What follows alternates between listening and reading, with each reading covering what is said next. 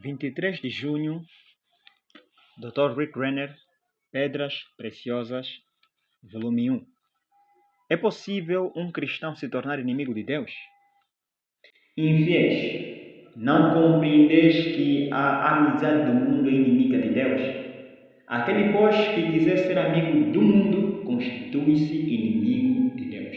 Tiago 4:4.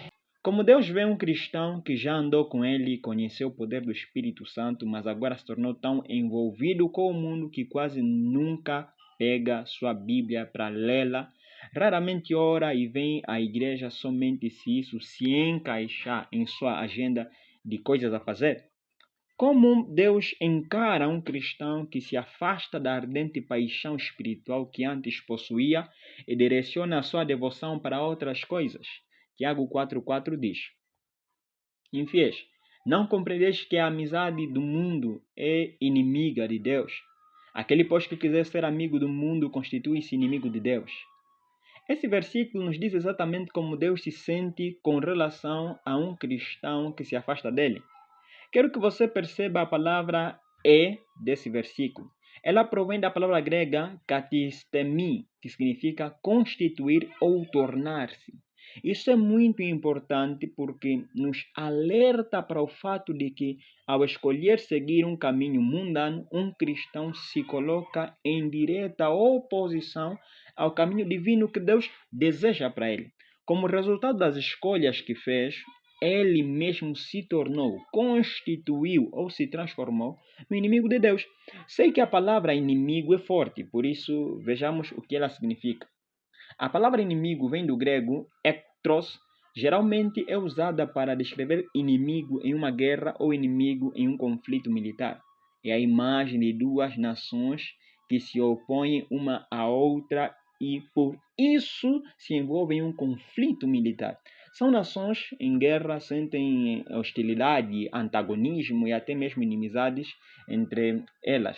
Em Lucas 23:12, a palavra ectros é usada para transmitir inimizade e a hostilidade que existia entre Pilatos e Herodes Antipas, antes de se tornarem aliados no momento da crucificação de Jesus. Antes de formarem uma nova aliança, Pilatos e Herodes Antipas eram ferozmente hostis um ao outro. Ciúme e competição eram ferozes entre esses dois homens. Eles eram inimigos. Então, o significado da palavra ectros em Tiago 4:4 é inquestionável e é a imagem de uma força hostil. Porém, agora Tiago usa essa palavra para expressar os sentimentos e as emoções que Deus possui por um cristão que transfere sua devoção e paixão para o mundo. Usando essa palavra, Tiago nos diz que se uma prioridade maior do que o seu relacionamento com Deus está fazendo uma escolha que irá colocá-lo em direta oposição de Deus. De fato, a palavra ectros nos permite saber que Deus considera essa decisão algo tão pessoal que a vê como um ato de guerra. Para Deus, esse é o cúmulo da transgressão. Perceba que Romanos 8:31 diz: Se Deus é por nós, quem será contra nós? Porém, da mesma maneira, se Deus se opuser a nós e às nossas atividades, porque os nossos atos são errados, nossos planos e objetivos serão frustrados e paralisados, e não teremos sucesso em nossos esforços. Deus não é contra sermos abençoados ou termos muitos bens, porém Ele é contra o que quer que tome o seu lugar em seu coração. Quando as coisas do mundo saem de nossas mãos e entram em nosso coração, essa é a transgressão que mais importa para Deus. Em Mateus 6:24, Jesus diz: Ninguém pode servir a dois senhores, porque ou há de aborrecer-se de um e amar ao outro, ou se devotará a um e desprezará ao outro. Não podeis servir a Deus e às riquezas. Segundo essas palavras de Jesus, é impossível entregarmos nosso coração simultaneamente a dois senhores. Precisamos escolher a quem serviremos, a Deus ou às riquezas. Riquezas era uma expressão usada pela comunidade judaica dos tempos do Novo Testamento para expressar a ideia de mundanismo. Por isso, ao dizer que era impossível servir a Deus e as riquezas, Jesus estava, na verdade, dizendo que é impossível servir a Deus e ao mundanismo. A palavra servir vem da palavra grega doulos, que descreve um servo ou um escravo.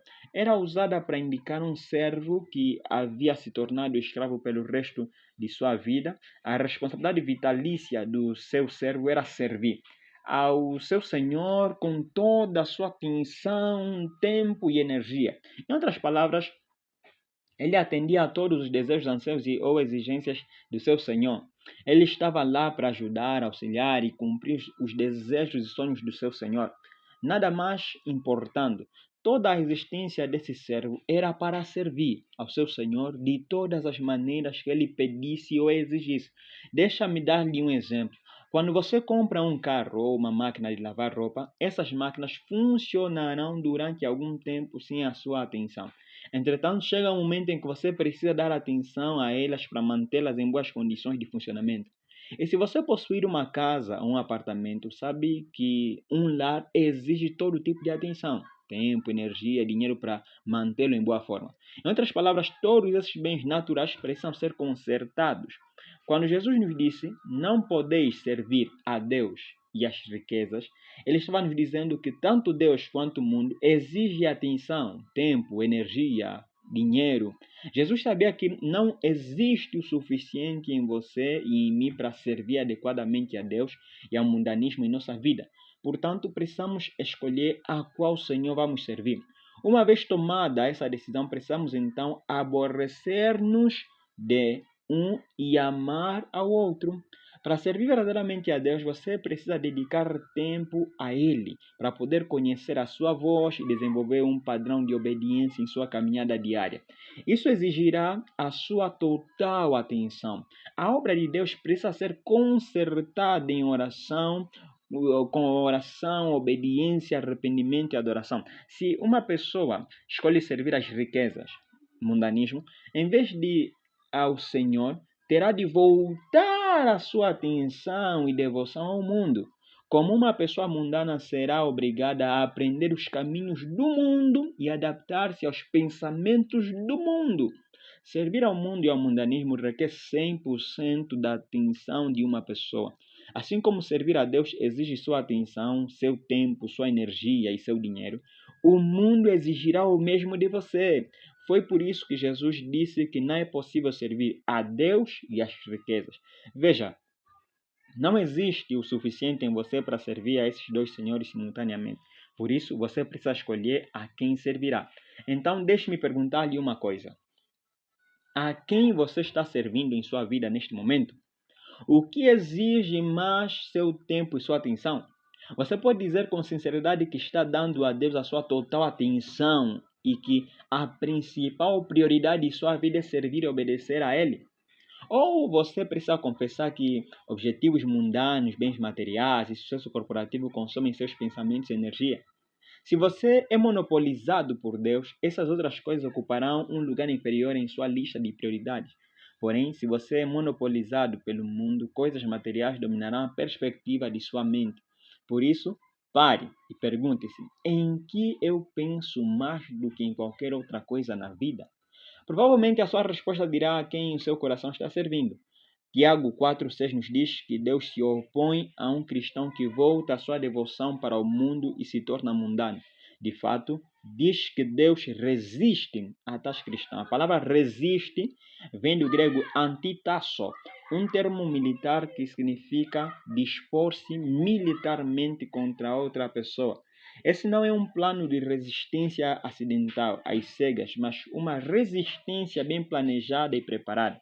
Isso declara enfaticamente que Deus considera de forma tão pessoal um cristão voltar a sua devoção de Deus para o mundo, que ele mesmo se coloca em oposição a esse cristão. Como um grande comandante, como um comandante militar, Deus analisa a situação, então decide como resistir e frustrar o que esse cristão está tentando conseguir e assim levá-lo a uma posição de redenção. Se esse cristão não se render rapidamente, arrepender-se e voltar para onde deveria estar, Deus continuará a opor-se às suas atividades. O cristão poderá repreender o diabo durante o dia todo, mas isso será inútil, porque o seu problema não é o diabo, é Deus.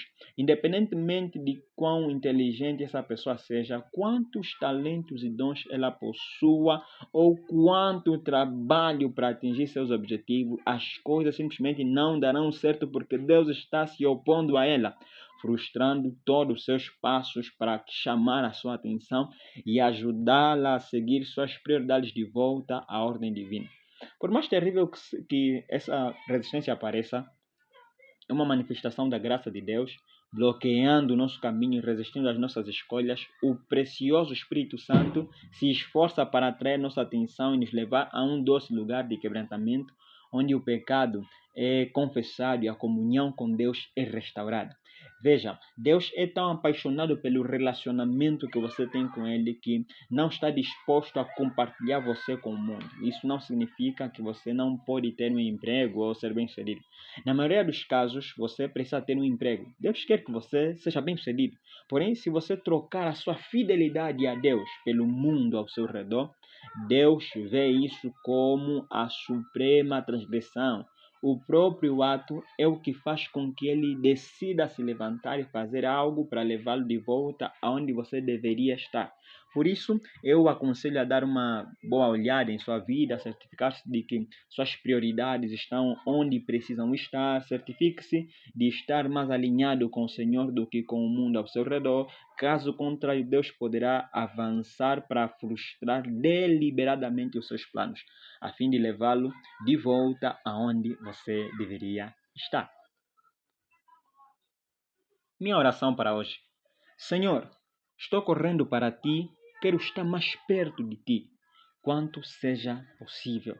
Não quero nem sequer a menor sugestão de mundanismo em minha vida. Quero ser como o Senhor, pensar como Tu pensas e Te agradar em todas as partes da minha vida. Minha família, trabalho, relacionamentos e finanças. Espírito Santo, se há alguma parte de mim que tenha sido influenciada enganosamente pelo mundo, eu te peço que a mostres a mim e me ajudes a corrigi-la. Assim eu oro em nome de Jesus. Minha confissão para hoje. Confesso que estou em chamas por Jesus Cristo. Estou vivo para Deus e morto para o mundo que me rodeia. Para mim, nada tem mais significado do que agradar a Jesus. Todos os dias da minha vida vivo para servi-lo e para fazer sua vontade. Embora eu viva no mundo, não pertenço ao mundo. Sou um cidadão do céu, vivendo com a eternidade na vanguarda da minha mente. Declaro isso pela fé, em o nome de Jesus.